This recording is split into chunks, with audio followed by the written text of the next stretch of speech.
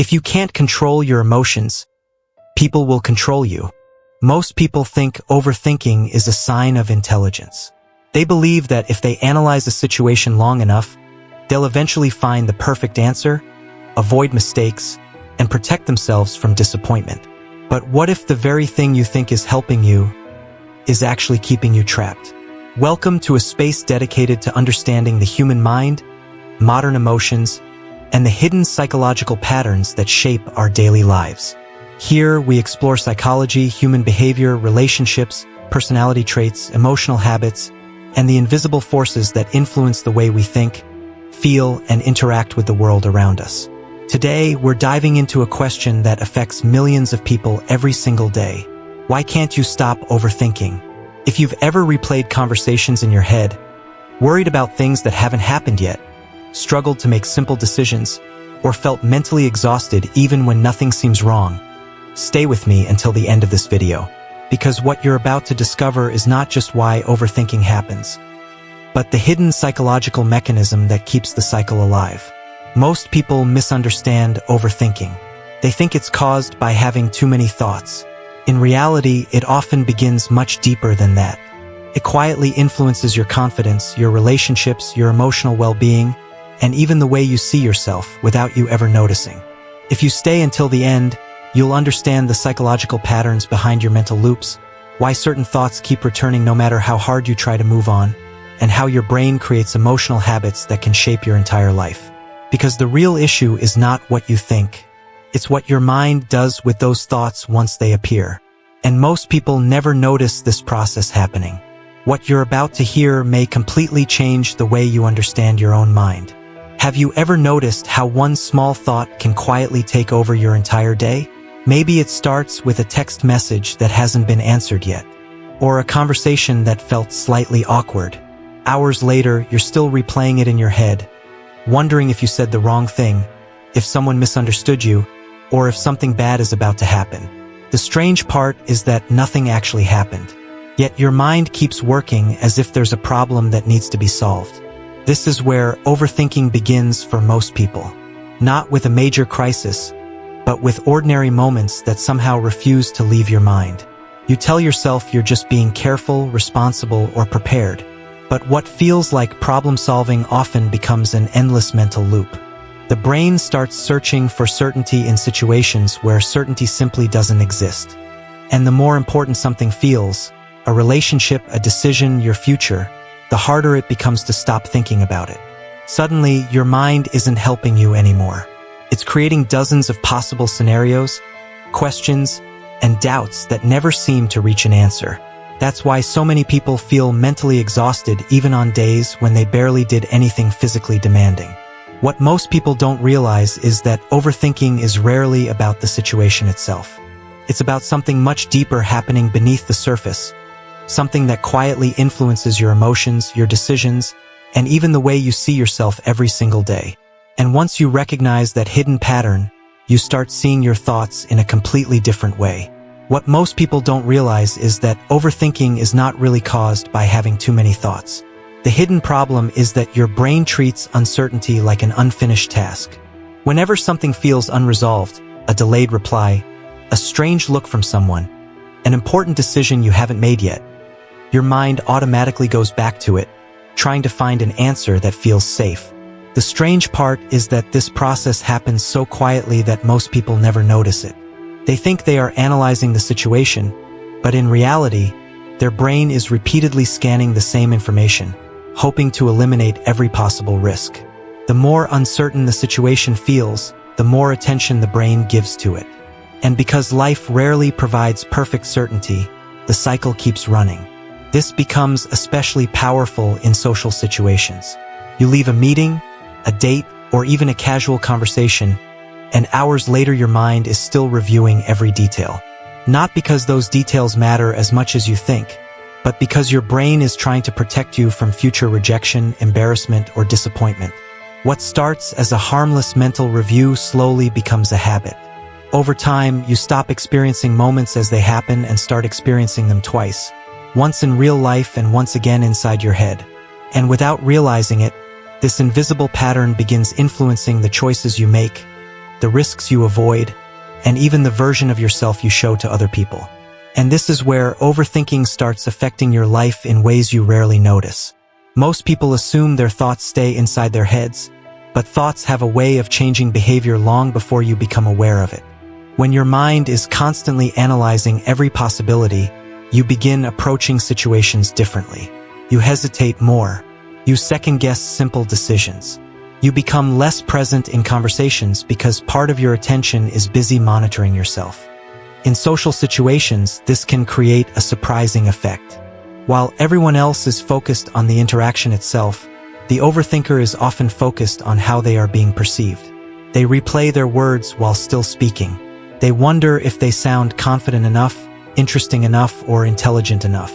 As a result, they miss natural moments of connection because they are trapped inside an internal evaluation process. Over time, this changes how people experience you. Not because there is something wrong with your personality, but because constant self-monitoring creates subtle signals. You may appear distant when you're actually thoughtful, quiet when you're actually engaged, uncertain when you're simply trying to avoid mistakes. The more these experiences repeat, the more your brain starts treating social situations as something that requires caution instead of connection.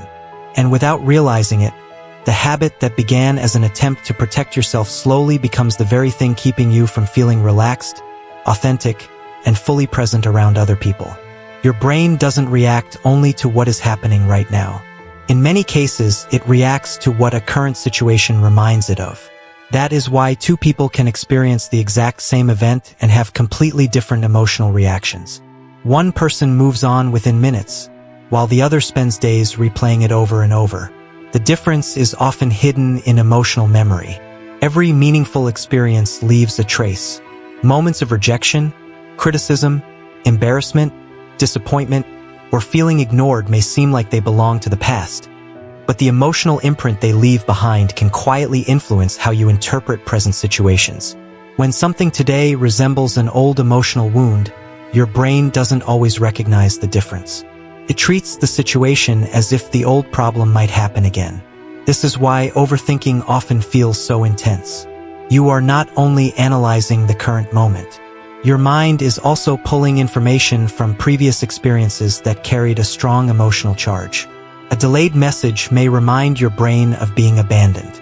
A disagreement may activate memories of being misunderstood. A mistake may trigger an old fear of not being good enough. None of this happens consciously. It happens automatically, beneath the surface. As these emotional patterns repeat over the years, they create familiar mental pathways. The brain begins expecting certain outcomes before they even happen.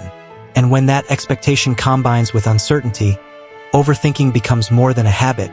It becomes a protective strategy your mind believes it still needs, even when the original reason has long been left behind. The turning point doesn't happen when you finally stop overthinking. It begins when you understand what your mind is actually doing while it happens. Most people spend years fighting their thoughts, trying to force themselves to think less, worry less, or analyze less. But the harder they fight, the more attention those thoughts receive. The cycle continues because the real issue was never the presence of thoughts.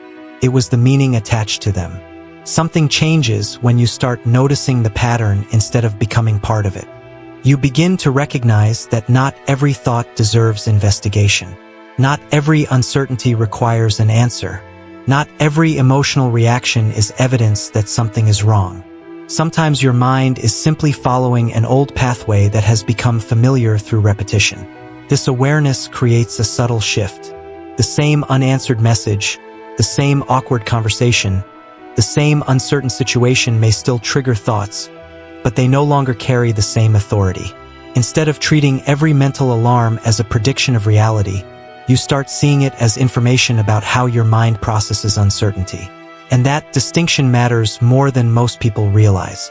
Because the moment you stop assuming that every thought is a fact, you create space between yourself and the pattern that has been running automatically for years. The overthinking may not disappear overnight, but something important begins to happen. Your relationship with your own mind starts to change. And once that shift begins, the experience of uncertainty no longer feels quite the same as it once did. Maybe the most surprising thing about overthinking is that it often disguises itself as awareness. It makes you believe that if you keep analyzing long enough, you'll eventually arrive at certainty.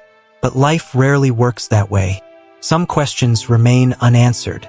Some situations stay unclear. Some outcomes cannot be predicted, no matter how many times the mind revisits them. And perhaps that is why so many people feel exhausted without understanding why. Not because they have lived through countless problems, but because they have lived through the same uncertainty hundreds of times inside their own heads. Right now, somewhere in your life, there may be a thought you've been carrying for days, weeks, or even years.